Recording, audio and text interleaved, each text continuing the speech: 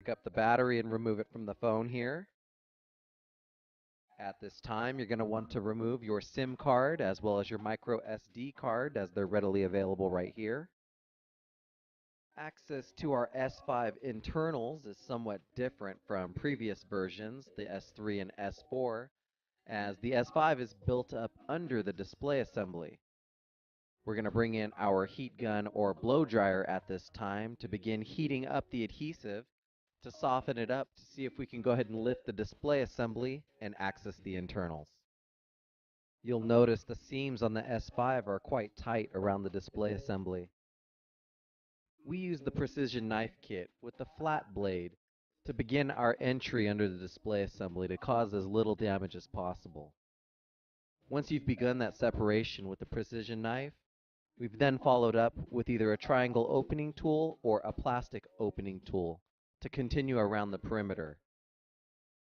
We found it easiest as you work yourself around the phone to leave something in your tracks to allow the display assembly not to come back in contact with the adhesive you just picked it up from. Quite a bit of patience is needed to pick up the display assembly without causing damage to it, as well as the use of additional heat to keep the adhesive softened up until you lift the display assembly completely. You can see here that we've released the sides around the entire display, showing a small gap here, allowing us access to use the flat side of our spudger to address the adhesive that's on the back of the LCD towards the center of the phone. Be careful when prying up in the center behind the LCD, as you don't want to cause it to flex and possibly crack. With the LCD released from its adhesive, we want to be careful on the home button side as the ribbon cable is still connected to the motherboard. You're going to want to use the flat side of your spudger to pry the physical home button off the bottom side of the display assembly.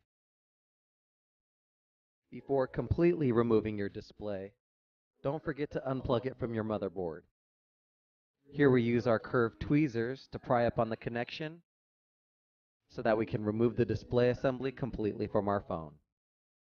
Let's go ahead and get started with the reassemble of our S5, starting with our new adhesive strips that we've laid down here on the earpiece speaker side, as well as the home button side of things.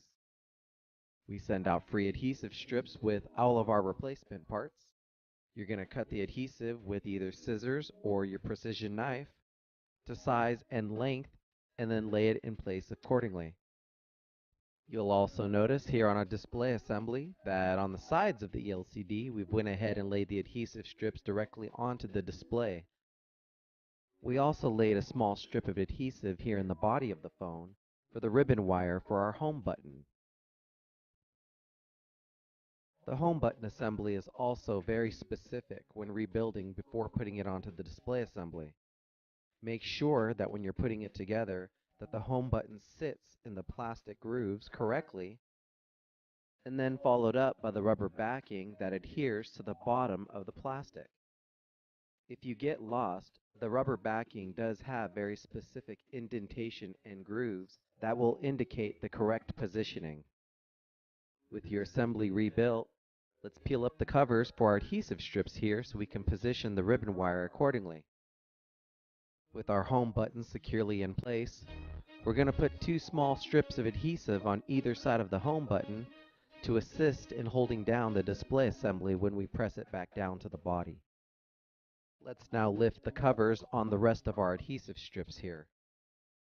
When you're preparing the adhesive for your replacement parts, be certain to cut holes for your front-facing camera, proximity sensor, as well as your earpiece speaker here. Forgetting to do so will cause your phone not to function properly. Let's now position our display so we can plug it back into the motherboard